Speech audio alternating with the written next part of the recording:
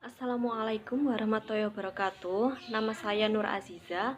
Di sini saya akan menjelaskan apa sih kurikulum itu, silabus, dan RPP.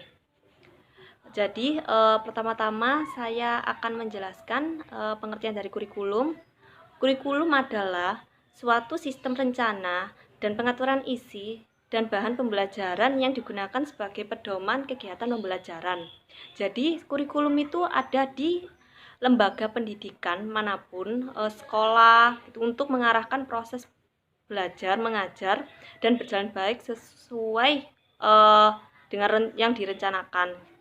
Terus kemudian ada komponen kurikulum itu ada 4, yaitu ada tujuan, isi, materi, strategi pelaksanaan, dan evaluasi.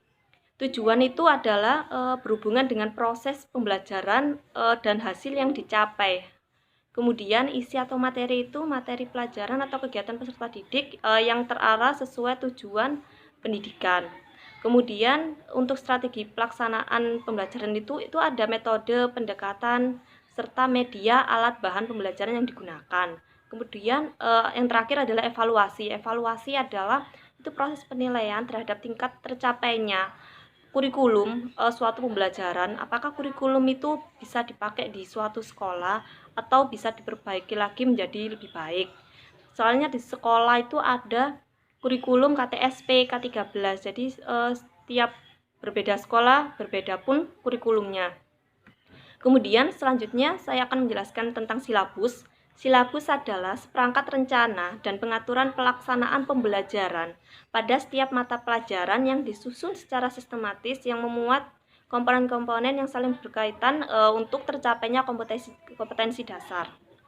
Kemudian fungsi silabus sendiri itu untuk penyusunan buku siswa, kemudian menjadi acuan dalam penyusunan rencana pembelajaran untuk semua kajian mata pelajaran dan kegiatan pembelajaran itu dan hasil pengembangan penilaian hasil pembelajaran itu.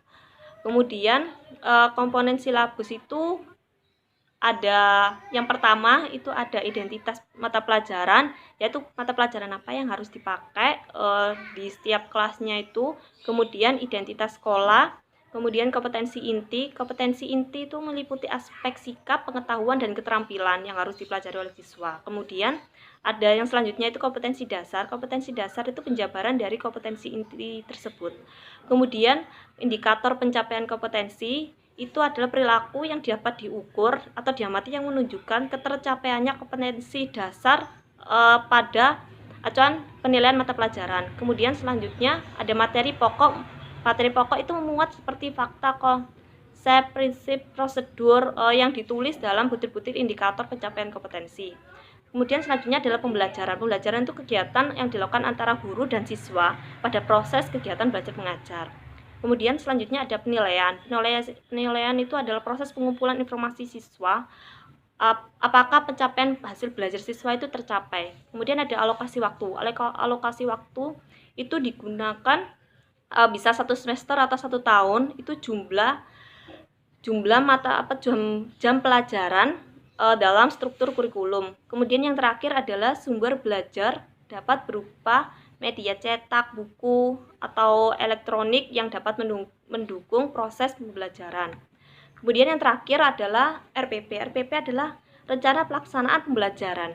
Apa sih RPP itu? RPP adalah rencana yang menggambarkan prosedur atau pembelajaran untuk mencapai suatu kompetensi dasar yang ditetapkan dalam standar isi dan dijabarkan oleh silabus. Jadi RPP itu terdiri dari salah satu indikator atau lebih untuk satu kali pertemuan atau lebih seperti itu.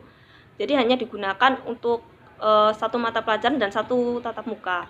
Kemudian komponen RPP itu ada identitas mata pelajaran, standar kompetensi yang digunakan itu merupakan kualifikasi yang menggambarkan penguasaan pengetahuan, sikap, dan keterampilan yang diharapkan yang dicapai oleh siswa. Kemudian kompetensi dasar itu adalah kemampuan yang harus dikuasai oleh siswa.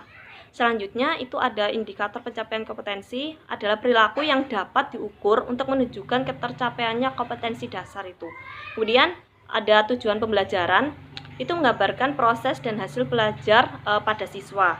Yang selanjutnya materi ajar. Materi ajar yang digunakan itu biasanya dalam satu mata pelajaran itu ada sebuah buku itu, di situ ada materi-materi yang harus diajarkan selama satu semester atau lebih. Kemudian ada alokasi waktu. Alokasi waktu yang digunakan satu kali tatap muka itu ada berapa jam. Kemudian ada metode pembelajaran. Metode pembelajaran ini ada itu metode yang digunakan pada siswa, apa yang disesuaikan kepada siswa. Ada metode pembelajaran berupa pendekatan saintifik, kemudian ada komunikatif, dan ada misalnya audiolingualism itu menggunakan listening, kemudian ada grammar kayak gitu, seperti itu. Yaudah, selanjutnya saya akan menjelaskan tentang contoh tutorial pembuatan RPP. Selanjutnya saya akan memberikan contoh bagaimana RPP itu dibuat. Yang pertama adalah identitas mata pelajaran, yaitu satuan pendidikannya itu SMP, mata pelajarannya bahasa Inggris, kelasnya kelas 7. Ini saya sudah melampirkan bagaimana bentuk dari identitas pendidikan tersebut, identitas dari mata pelajaran yang saya akan ajarkan. Kemudian selanjutnya adalah kompetensi inti. Kompetensi inti meliputi 4 aspek. Yang pertama aspek spiritual, yang kedua adalah perilaku siswa, yang ketiga adalah pengetahuan, yang keempat adalah keterampilannya. Ini saya sudah melampirkannya bagaimana kompetensi inti itu. Kemudian kompetensi dasar itu penjabaran dari kompetensi inti. Jadi kalian bisa melihat ini adalah contoh dari kompetensi dasar. Kemudian selanjutnya indikator pencapaian kompetensi. Indikator ini tercapainya kompetensi dasar siswa pada akhir semester itu siswa harus mencapai indikator tersebut. Kemudian ada tujuan pembelajaran. Tujuan pembelajaran itu setiap mata pelajaran yang akan diajarkan itu memiliki tujuan. Tujuannya apakah siswa itu dapat menerapkan sebuah materi itu, atau siswa itu dapat mengetahui pengetahuan yang diajarkan oleh guru tersebut. Ini adalah contoh dari tujuan pembelajaran. Kemudian fokus penguatan karakter. Itu saya ambil percaya diri dan kerjasama. Percaya diri itu artinya siswa dapat menampilkan atau mempraktekkan suatu hasil materi yang diajarkan atau pengetahuan yang dimiliki oleh siswa tersebut. Kemudian ada kerjasama. Kerjasama ini yang dilakukan oleh siswa bersama temannya. Jadi mendiskusikan suatu tugas yang diberikan oleh guru atau materi yang diberikan oleh guru itu. Ini adalah fokus penguatan karakternya, saya sudah melampirkannya. Kemudian ada materi pembelajaran, itu berupa formal greeting and informal greeting, dan formal life takings dan informal life takings.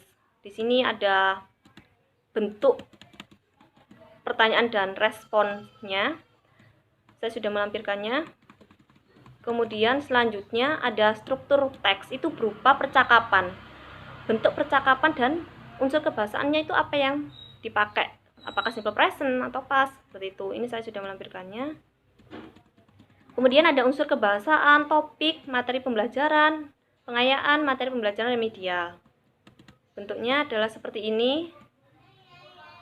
Kemudian metode pembelajaran saya memakai pendekatan komunikatif karena siswa itu harus mendiskusikan sebuah materi tersebut. Setelah saya memberikan sebuah materi, siswa harus mendiskusikan bersama temannya untuk membuat percakapan atau sesuai dengan arahan guru. Dan setelahnya mereka harus mempraktekannya. Dan media alat bahan pembelajaran sumbernya itu bisa dari YouTube. Kemudian pendukungnya itu ya buku, English Dictionary, seperti itu, atau video. Ini saya sudah melampirkannya. Mohon maaf bila saya ada salah kata. Terima kasih. Wassalamualaikum warahmatullahi wabarakatuh.